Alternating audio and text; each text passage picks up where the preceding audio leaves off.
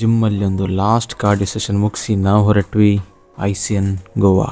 ಈ ಟ್ರೈನ್ ಕೊಡ್ತಿರೋ ಸ್ಟಾಪ್ ನೋಡಿ ನಾವು ಟ್ರೈನ್ ಅಲ್ಲಿ ಇದ್ದೀವೋ ಬಸ್ ಅಲ್ಲಿ ಇದ್ದೀವೋ ಅಂತ ಕನ್ಫ್ಯೂಷನ್ ಆಯ್ತು. ಹೇಗೋ ಟ್ರೈನ್ ಕ್ಯಾಬ್ ಎಲ್ಲ ಹಿಡಿದು ನಾವೊಂದು 4 ಗಂಟೆಗೆ ಗೋವಾದ BNB ಗೆ ರೀಚ್ ಆದ್ವಿ. ಫಸ್ಟ್ ಥಿಂಗ್ ನಾನು ನನ್ನ ಕೋಚ್ಗೆ ನನ್ನ ಕಂಡೀಷನ್ ಫೋಟೋ ಕಳಿಸಿದೆ. ನಮ್ಗೆ ಅರ್ಜೆಂಟ್ ಆಗಿ ಗ್ರೋಸರಿ ಬ್ರೇಕ್ಫಾಸ್ಟ್ ಎಲ್ಲ ಬೇಕಿತ್ತು, ಅದಕ್ಕೆ ಸ್ವಲ್ಪ ಸರೌಂಡಿಂಗ್ ಎಕ್ಸ್ಪ್ಲೋರ್ ಮಾಡಿದ್ವಿ.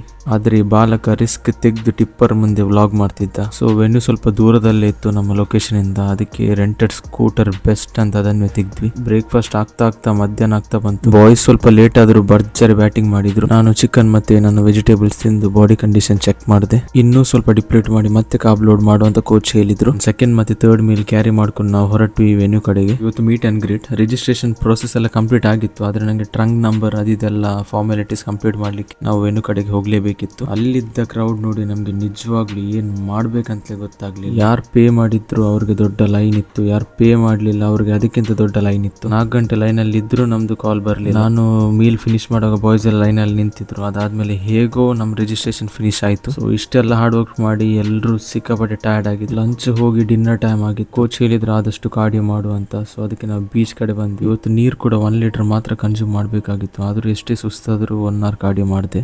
ರೂಮ್ ವಾಪಸ್ ಬಂದ್ಮೇಲೆ ನಂದು ಮತ್ತೆ ಸುವಾಗಿದ್ದು ಮೆನ್ಸ್ ಫಿಸಿಕ್ ಕಾಂಪಿಟೇಷನ್ ಇತ್ತು. ನೆಕ್ಸ್ಟ್ ದಿನ ಬಾಡಿ ಬಿಲ್ಡಿಂಗ್ ಮತ್ತೆ ಕ್ಲಾಸಿಕ್ 2 ಈವೆಂಟ್ ಇತ್ತು. ಅದಕ್ಕೆ 2ಕ್ಕೂ ಚೆನ್ನಾಗಿ ಒಂದು ಪೋಸಿಂಗ್ ರೂಟೀನ್ ರೆಡಿ ಮಾಡಿದೆ.